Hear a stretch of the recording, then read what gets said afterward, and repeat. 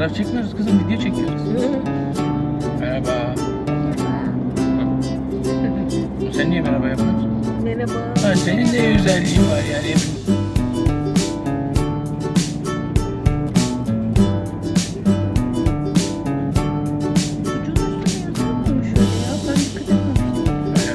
Anne bunun ismi neydi?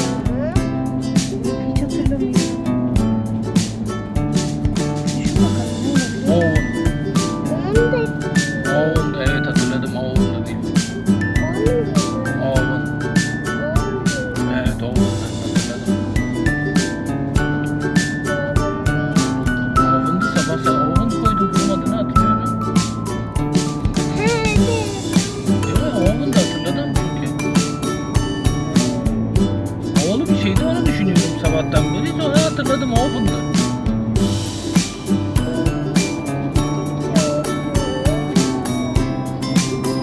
Sen koydun ismini, ben koymadım ki. Oğlum dedin sen.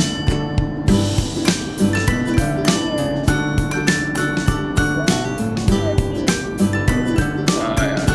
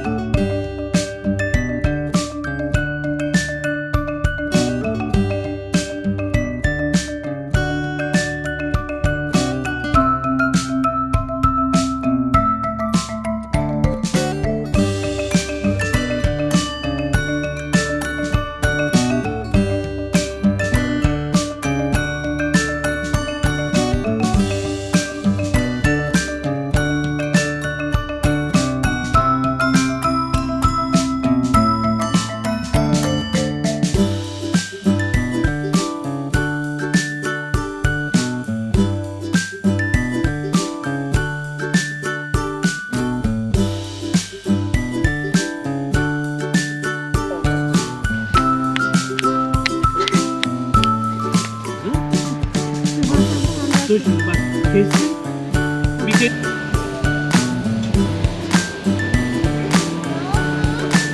bir daha geçecek Mert. Yiyecek. Merdo. Çevirme vakti geliyor. İçlerini alıyorum. Bırak onu, gel bir tane çevir. Altına. Bir tane sucuk çevir. Hangisi? Onu. Olduğu yerden çevir. Tamam. Evet. Aferin yavruş.